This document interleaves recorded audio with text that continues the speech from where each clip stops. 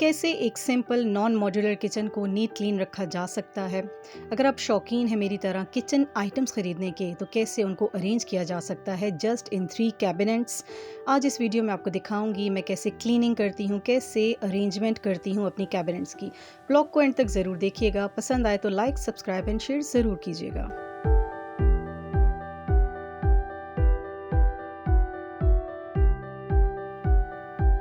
मुझे ऐसा फ़ील होता है कि घर में सबसे मुश्किल पार्ट जो क्लीनिंग में आता है ना, वो हमारा किचन है। और वो ऐसा इसलिए लगता है क्योंकि हम इसकी क्लीनिंग को महीनों पे या ओकेजन्स पे टाले रखते हैं। जब आप वीकली क्लीनिंग करते हैं ना, या 2 हफ्तों के बाद भी अच्छे से क्लीनिंग कर लेते हैं, तो किचन की क्लीनिंग कभी भी आपको बोझिल नहीं लगती है। मेरी, आप सबको पता है, 3 ही कैबिनेट्स है किचन में। उनमें मुझे ग्रॉसरीज़ भी रखनी है, काँच के बर्तन भी रखने हैं, कुछ प्लास्टिक आइटम्स भी रखने हैं। तो मुझे जो रीअरेंज करनी है ना कैबिनेट, ये वाली कैबिनेट रीअरेंज करनी है। मैं कैसे इनको रीअरेंज करती हूँ, साफ़-सुथरा करके रखती हूँ, आज वही आपको बताऊँगी। बाहर से आंधी तूफ़ान की वजह से इतनी ज़्यादा डस्ट आ रही है कैबिनेट्स पे कि इनको भी क्लीन करते हैं। और मुझे जो प्रॉब्लम हो रही है ना, वो ये है कि जैसे 1 दिन 2 दिन बाद गेस्ट आ जाते हैं, कभी चाय पे, कभी कहवे पे, तो उनके लिए बार-बार शोकेस से बर्तन निकालने में मुझे बहुत उलझन हो रही थी।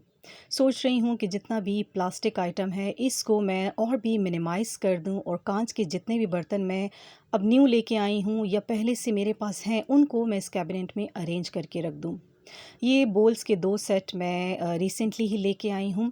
एक दिल्ली का है जो मुझे 1200 में मिला है, 3 बोल्स का सेट, और ये भी आई थिंक ईरान का ही है। बड़ा प्यारा कांच का सेट है ये, माइक्रोवेव सेफ़ है और इसके साथ इसकी लिड्स हैं। तो मुझे बहुत अच्छे लगे ये दोनों सेट। किसी को आप कुछ देना चाहें, जैसे लंच है, डिनर है, किसी के घर भिजवाना चाहते हैं, तो उसके लिए बोल सेट्स मुझे बहुत अच्छे लगे लिड्स के साथ। तो मेरी ये सोच थी कि प्लास्टिक आइटम को और भी ज़्यादा कम करते हैं और जितना भी कांच का आइटम है ना, इस कैबिनेट में अरेंज करके रखते हैं। सबसे पहले जो होममेड स्प्रे होता है, जो कि सिरके, लिक्विड जेल और सोडे से मैं बनाती हूँ, उसको मैंने सारा स्प्रे करवाया कैबिनेट्स के ऊपर। मेरी जो किचन कैबिनेट्स है ना, वुड की बनी हुई हैं। वुड का मसला ये है कि इसकी आप ज़्यादा रगड़ाई नहीं कर सकते हो, अगर इस पे ग्रीस लग गई है तो सारा रंग उतरने लग जाता है। शीट्स वाली कैबिनेट्स बहुत बेस्ट रहती हैं।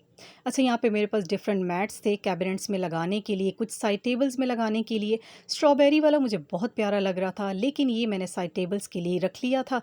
और ये जो वाइट एक जैसे थे प्लास्टिक मैट्स, इनको मैं कैबिनेट में अब लगाऊंगी।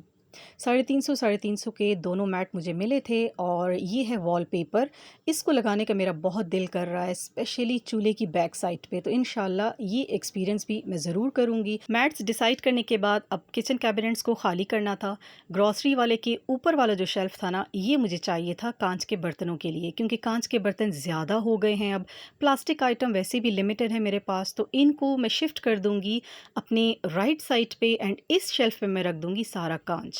इतनी ज़्यादा मेरी कैबिनेट्स अंदर से भी गंदी नहीं हैं, अल्हम्दुलिल्लाह। साथ साथ सफाई करवाती रहती हूँ, खुद भी करती रहती हूँ, तो इतना ज़्यादा मसला नहीं हुआ। कैबिनेट में जितने भी बॉक्सेस थे सबको नीचे रख दिया था, बस ये टोटल आइटम्स ऊपर पड़े हुए थे, इसके अलावा और कुछ भी नहीं था। और लग ऐसे रहा था जैसे कैबिनेट बहुत फुल हुई हुई है। ये थी कैबिनेट की कंडीशन। शीट पे थोड़े बहुत स्टेन लगे हुए थे। आई थिंक ये शीट मैंने 2023 रमज़ान में डाली थी। यहाँ पे मुझे लॉट में ये शीट मिली थी और बहुत सारी मिल गई थी, तो वही मैंने मैट बना के तमाम कैबिनेट्स में डाल ली थी। अब इसको हटाएंगे, लेकिन इसको मैं वेस्ट नहीं करूँगी। शू बॉक्स में या शू रैक्स में ये बहुत काम आ जाती है।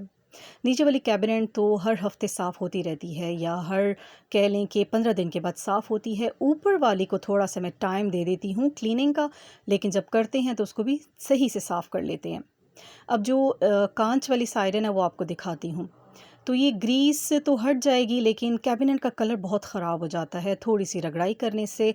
अंदर से कुछ शेल्फ भी गीले गीले बर्तन रखने से ख़राब सी हो रही है। यहाँ भी मैट डालूंगी, हालांकि मैं कोशिश करती हूँ कि बिल्कुल ड्राई बर्तन रखूँ, लेकिन फिर भी जब आप वाइट पेंट कराते हो ना, तो वो बहुत स्टेन्स ले लेता है। सबसे बेस्ट रहता है कि जो रोगनी पेंट नहीं होता, या जो वॉश हो जाता है, जो आराम से गीले कपड़े से साफ़ हो जाता है, वो अंदर करवाना चाहिए।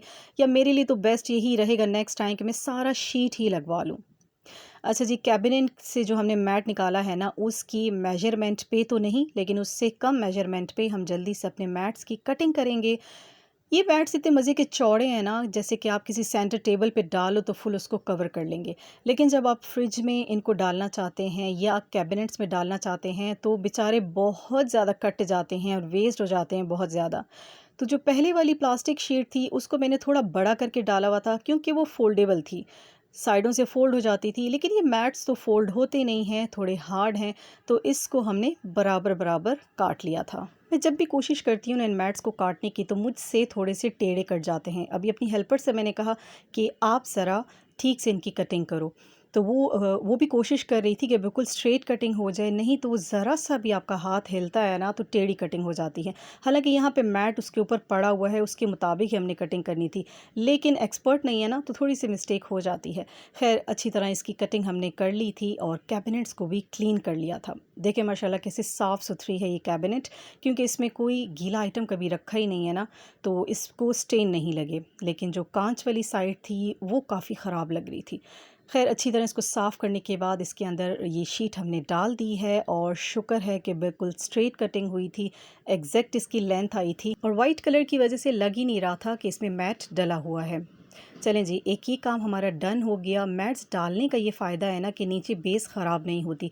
मैंने जैसे गलती की इस कैबिनेट में नीचे वाले शेल्फ़ पे मैंने मैट नहीं डाला था, क्योंकि मेरी सोच ये थी कि बार-बार बर्तन निकालने रखने में मैट मुझे उलझन देगा। लेकिन फिर वो प्रॉब्लम ये हुई कि काफ़ी सारे स्टेन्स लग गए हैं उस शेल्फ़ पे। चलें, मैट उसको कवर कर देगा। आई थिंक मुझे यहाँ पे कोई डार्क कलर का मैट फिर डालना पड़ेगा, लाइट कलर में सब दिखेगा।